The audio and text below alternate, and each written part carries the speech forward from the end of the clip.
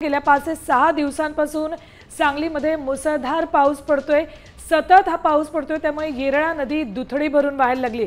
कडेगाव, खानापूर आणि तासगाव तालुक्यात वाहणाऱ्या या येरळा नदीचं पात्र पाण्याने पूर्ण भरले।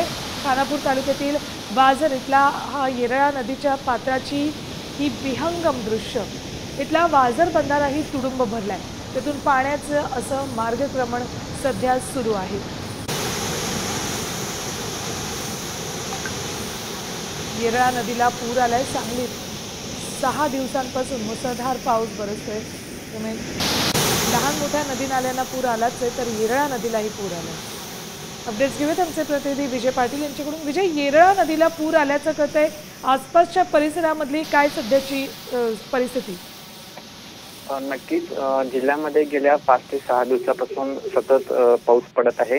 त्यामुळे जिल्ह्यामध्ये पावसाचं वातावरण निर्माण झालेलं आहे। शेतामध्येही काही ठिकाणी पाणी साचल्याचं दिसून येत आहे। तर सांगलीच्या कृष्णा आणि वारणा नदीलाही नदीच्या पाणी पातळीमध्ये वाढ झालेली आहे। त्याचबरोबर सांगली जिल्ह्यातील कडेगाव, खानापूर आणि तासगावमध्ये वाहणाऱ्या येरळा नदीलाही या ठिकाणी पाण्याची पातळी वाढलेली आहे। त्यामुळे येरळा नदी ही दुथडी भरून या ठिकाणी वाहत असल्याचं दिसत आहे।